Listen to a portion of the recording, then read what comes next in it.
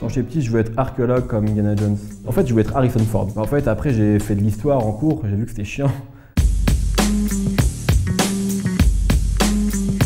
J'ai toujours un peu voulu faire plaisir à ma mère, satisfaire ma mère, rassurer ma mère. Et ce qui explique en fait, en vrai, mon parcours très classique de genre un bac S parce qu'on te dit que c'est le meilleur bac et que c'est ce qui te donne le plus de possibilités. J'ai fait une prépa HEC parce qu'on me dit que c'est ce qui te donne le plus de possibilités. J'ai fait une école de commerce parce qu'on me dit que c'est ce qui te donne le plus de possibilités. Et après, en fait, comme tous les gens qui font ça et qui finissent en école de commerce sans vraiment vouloir y être, j'ai fait du conseil. J'ai été éduqué dans une famille où globalement, le boulot c'était pas le bonheur. Le bonheur c'était genre le soir ou le week-end. Et le boulot c'était pour gagner ta vie, c'était un truc alimentaire.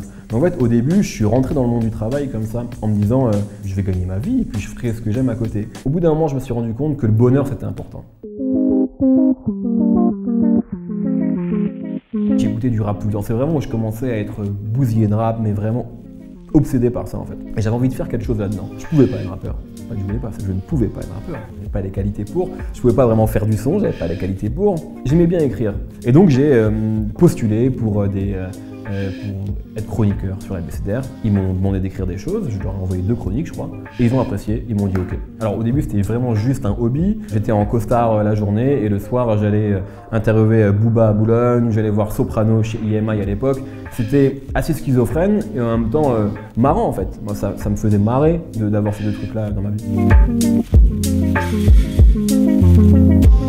J'étais de moins en moins intéressé par mon job et Dailymotion montait un studio à Paris et avait envie de bosser avec nous. Il fallait faire un truc quoi, il fallait prendre une décision parce que le projet qu'ils nous proposaient était preneur en termes de temps et surtout était excitant. Et le déclic, je crois que ça a été, je me souviens vraiment de ce moment-là. J'allais au théâtre avec ma copine et j'arrivais pas à lui parler, lui parler de Dailymotion et tout. Mais je lui disais mais je peux pas changer de vie, je peux pas arrêter mon travail. Elle m'a dit si tu peux en fait, t'es jeune, t'as le temps. Parfois, tu as vraiment besoin de la bonne personne au bon moment qui va te dire parfois quelque chose de très basique et très simple, mais c'est juste ce que tu as besoin d'entendre à ce moment-là.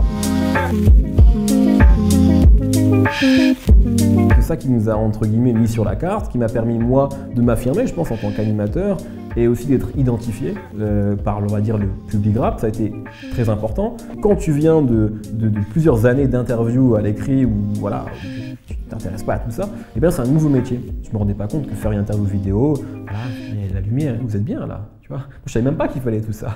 J'avais toujours eu du mal à me projeter et à me déclarer animateur. Moi j'ai tellement eu un parcours classique, peut-être dans les études, etc., que j'avais l'impression qu'il fallait avoir un diplôme pour se déclarer de quelque chose en fait. C'est comme ça qu'on a commencé, on va dire, en capitalisant sur ce qu'on savait déjà faire, des interviews d'artistes, mais en essayant de les rendre visuels, en tout cas de créer des moments, des rencontres. T'apprends au fur et à mesure, t'apprends en marchant.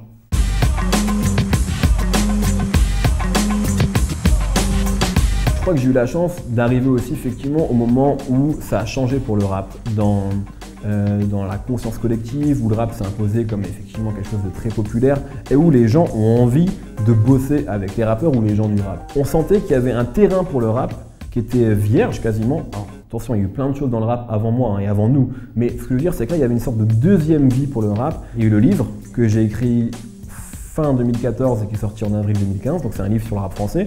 Il y a eu le podcast No Fun, qui est un podcast hebdomadaire que j'anime encore. J'ai bossé pour France 4, suite à ces projets-là, ou dans l'émission Monte le son, où j'avais une pastille hebdomadaire de à peu près 2 minutes, où je faisais découvrir des talents urbains. J'ai fait un documentaire pour Cespar sur l'histoire du clip. Un projet en amène un autre quelque part. J'ai rejoint OKLM en avril 2016, où j'ai animé une émission quotidienne jusqu'à aujourd'hui, qui s'appelle La Sauce, jusqu'à bosser avec Deezer, où je bosse sur l'édito rap et de la création de contenu.